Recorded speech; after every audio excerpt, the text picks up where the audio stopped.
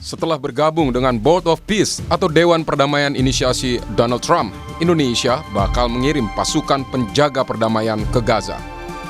Tentara Nasional Indonesia menyebut jumlah pasukan dan waktu keberangkatan memang belum diputuskan.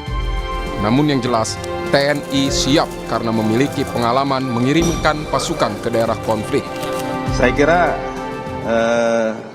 kita sudah punya pengalaman ya.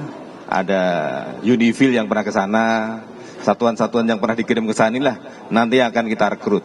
Jadi bukan satuan-satuan yang belum pernah tugas ke sana. Kita kalau tidak salah sudah mengirimkan dari tahun 2008 ya. Dari 2008 itu kita sudah mengirimkan Unifil ke sana, sudah berkali-kali, dan orang-orang inilah nanti akan kita kirim ke sana. Tentunya dia mempunyai pengalaman dari sisi medan dan bagaimana dia berkomunikasi dengan masyarakat di sana. Persiapan pengiriman pasukan bukan sekedar wacana. Kepala Staf TNI Angkatan Darat Jenderal Maruli Simanjuntak bahkan menyebut sejumlah pasukan sudah melakukan latihan.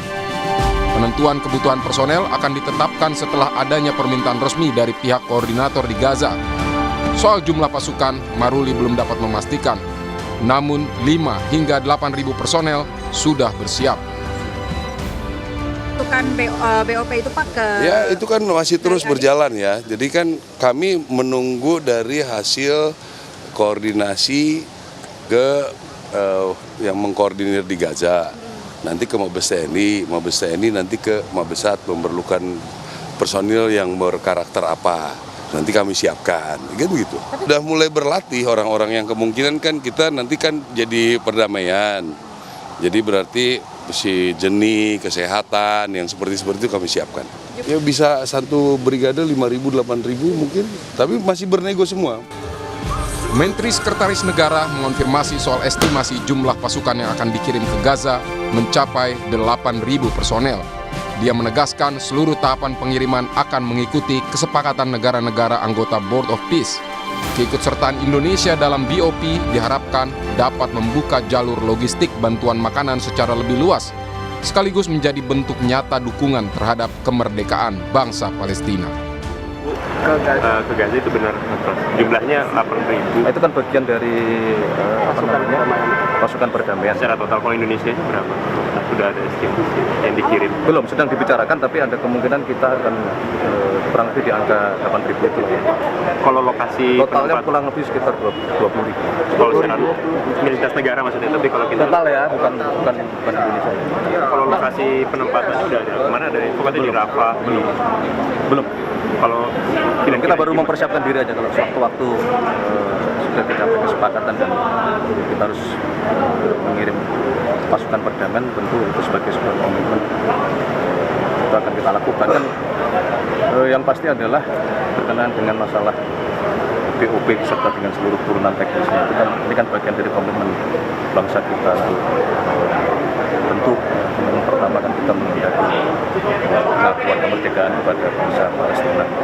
Yang kedua bagaimana kita melakukan upaya untuk bisa membantu masyarakat di Gaza. Makanya kemudian kita Indonesia beserta dengan 7 negara Muslim yang lain memutuskan untuk bergabung di Board of Peace tersebut.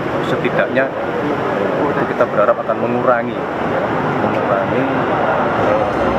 eskalasi. Mengenai pasukan yang bakal dikirim ke Gaza, Komisi 1 DPR menekankan agar jumlah pasukan yang dikirim tidak dalam jumlah besar, mengingat area Gaza yang tak terlalu luas. Selain itu, Komisi 1 DPR juga menyoroti soal pembiayaan pengiriman pasukan agar lembaga yang mengeluarkan mandat bersedia membiayai. DPR juga mewanti-wanti agar pasukan Indonesia jangan sampai terseret konflik bersenjata manapun. Intinya, hemat saya tidak perlu terlalu besar seperti yang 20.000 itu. Tentu kan teman-teman di Kemhan sudah punya ukuran. Kalau jalur Gaza sempat saya pelajari itu luasnya 45 km persegi. Itu lebih kecil sedikit dari Jakarta Pusat.